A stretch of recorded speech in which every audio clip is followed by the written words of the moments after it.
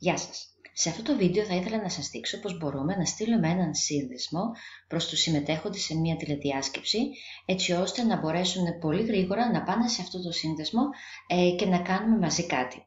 Ας υποθέσουμε λοιπόν ότι εγώ θέλω να χρησιμοποιήσω ένα Padlet, πάνω στο οποίο θέλω όλοι οι συμμετέχοντες σε μια τηλεδιάσκεψη να γράψουν κάποια πράγματα, όπως τις συνήθειές τους, τις χριστουγεννιάτικες συνήθειές τους, το αγαπημένο δώρο που έχουν πάρει, κάποιες ευχές ένας για τον άλλον κλπ. Ξεκινώντας λοιπόν, έχω πάει ήδη στο Padlet, έχω δημιουργήσει ένα κενό Padlet, το οποίο το έχω ονομάσει Christmas, και αυτό το Padlet θέλω να δώσω στους συμμετέχοντες.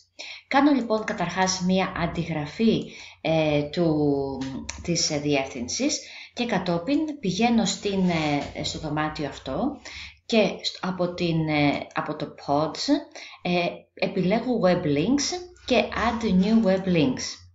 Πατώντας λοιπόν εδώ σε αυτό και βάζοντας το εδώ στη μέση για να το βλέπω καλύτερα, κάνω μία επικόλληση της διεύθυνσης αυτής στο κουτάκι αυτό στο κάτω μέρος αυτό, και κατόπιν πατάω Browse to για να δω εάν λειτουργεί καλά ο σύνδεσμος και αν με πηγαίνει πραγματικά εκεί που θέλω, σε αυτή τη σελίδα λοιπόν του Padlet.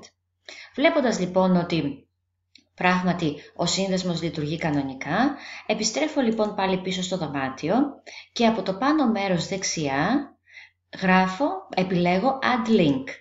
Εδώ λοιπόν στο κάτω μέρος στο κουτάκι υπάρχει η διεύθυνση αυτή την οποία έχουμε αντιγράψει. Στο πάνω μέρος λέει URL name, στο όνομα. Εγώ μπορώ να δώσω ένα όνομα σε αυτό το link. Έτσι λοιπόν το ονομάζω Christmas Padlet. Έτσι λοιπόν πατάω το OK και το web link το οποίο θέλω να δώσω στους συνεργάτες μου είναι ήδη έτοιμο. Έτσι λοιπόν πατάω λοιπόν το Hide. Υπάρχει τώρα στη μνήμη αυτής της τηλεδιάσκεψης, αυτής της συνάντησης, οπότε μπορώ αυτή την εργασία σαν host να την κάνω και πριν από ξεκινήσει η τηλεδιάσκεψη.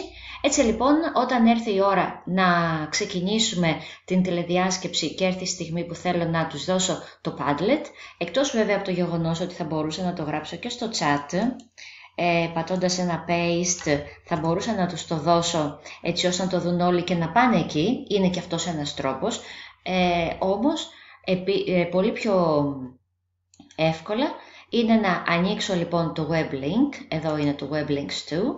Οι συμμετέχοντες λοιπόν σε αυτό θα πατήσουν πάνω στο Christmas Padlet, Browse to και θα πάω κατευθείαν εκεί. Έτσι λοιπόν, με το που θα πάνε λοιπόν όλοι οι συμμετέχοντες εδώ, θα μπορούν αμέσως να γράψουν και ταυτόχρονα λοιπόν να έχουμε την εργασία αυτή πάνω στο κοινό Padlet όλοι μαζί οι συμμετέχοντες. Είναι πιο βολικός αυτός ο τρόπος, γιατί μπορούμε να τον ετοιμάσουμε από πιο πριν.